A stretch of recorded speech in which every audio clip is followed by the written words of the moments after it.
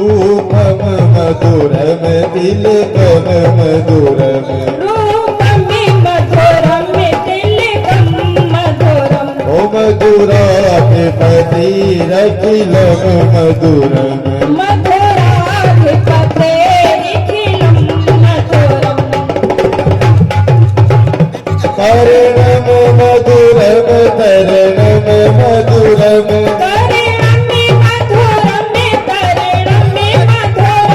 हरणम मधुरम रमणम मधुरम हरिणम मधुरम ईश्वरम मधुरम समेतम मधुरम समेतम मधुरम राधिपति रखिलम मधुरम समेतम मधुरम समेतम मधुरम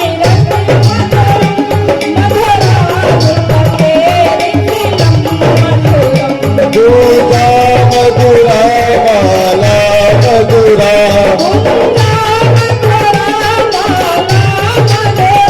यमुना मधुरा विदिता मधुरा सलिल मधुरा कमल मधुरा मधुरा के पति रखिलम मधुरम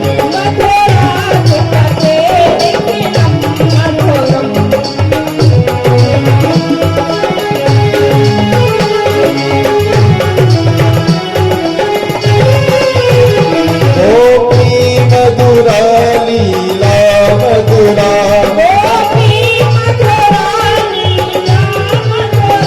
युक्तम मधुरम मुक्तम मधुरम सततम मधुरम सततम मधुरम रघुलम मधुरम मधुराधिपति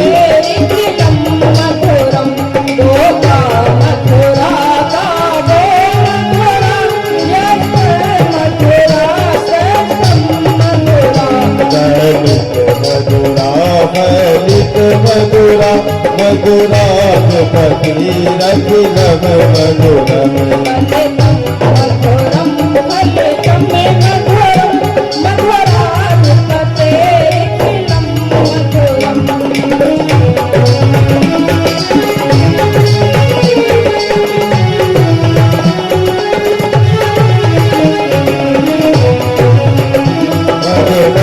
मधुरम मधुरम मधुरम हर्षित मधुरम मधुरम मधुरम वदनम मधुरम नयनम मधुरम हर्षित मधुरम मधुराधिपति रघुरम मधुरम मधुराधिपति रघुरम।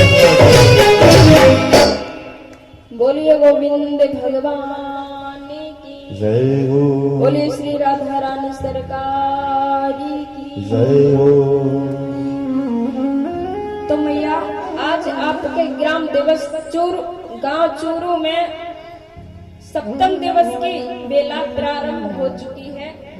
तो जहां तक इस साउंड के माध्यम से मेरी आवाज पहुंचे, तो मैया सभी से कहना है कि अपने गृह कार्य में कुछ समय के लिए विराम लगा करके भगवान के हरे नाम संकीर्तन चर्चा चल रही है, तो इसमें आकर के अपने जीवन को धन्य बनाएं। क्योंकि कहते हैं कि जो दिन निकल चुके हैं, जो बीत चुके हैं, जो उन दिनों में नहीं आ पाया है, जो सप्तम दिवस में आ जाता है तो उसे सातों दिन का लाभ प्राप्त हो जाता है।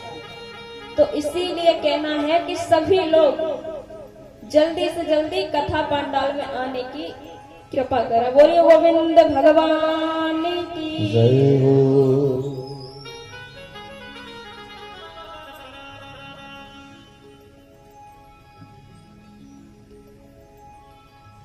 तो मैया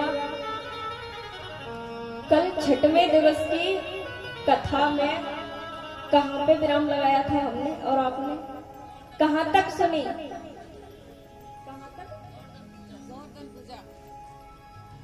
गोवर्धन पूजा। फिर से याद करो मैया।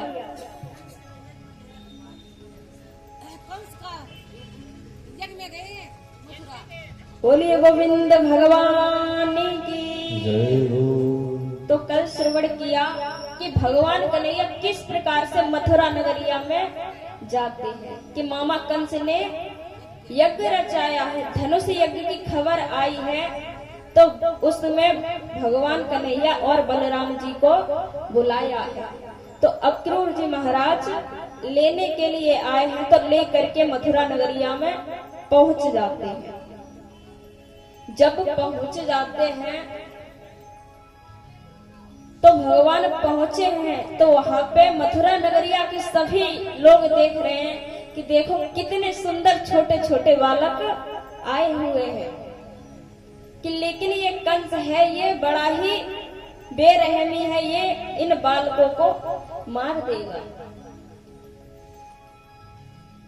तो मैया जब भगवान पहुंचे हैं तो रास्ते में सबसे पहले एक धोबी से भेंट हो जाती है। जब भगवान कन्हैया जाते हैं तो जो कंस का धोबी है तो सबसे पहले उसी से मिलना हो जाता है। तो भगवान कन्हैया ने कहा कि भैया इस झोली में क्या लेके जा रहे हैं? भगवान कन्हैया ने उस धोबी से कहा कि भैया जो आपके कंधे पे झोली टंगी है इसमें क्या लेके जा रहे हैं? तो उस धोबी ने कहा तुझे दिखाई नहीं देता कि मैं राजा का धोबी हूँ, वस्त्र ले जा रहा हूँ। तो भगवान कन्हैया ने कहा कि भैया इसमें से कुछ वस्त्र हमें पहनने के लिए मिलेंगे क्या?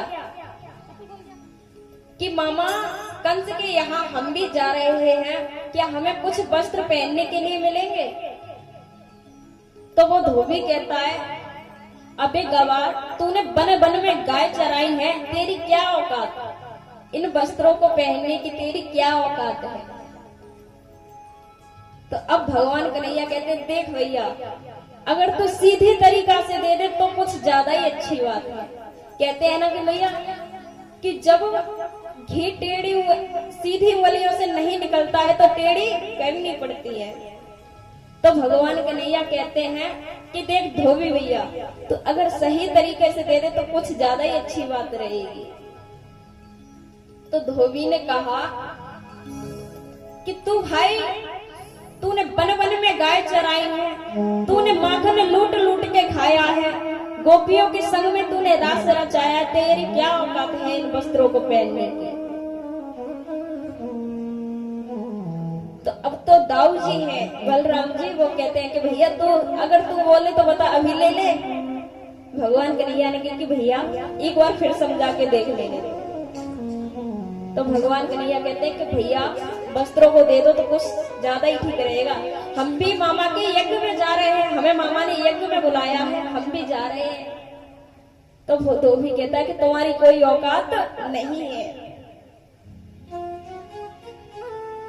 तो भगवान कन्हैया ने जब मांगे हैं वस्त्र नहीं दिए हैं, तो भगवान कन्हैया ने जैसे ही धोबी के एक कान पे चांटा लगाया, जैसे ही तमाचा लगाया, तो उसका वही प्राणांत हो गया। बोलिए गोविंद भगवान की जय हो।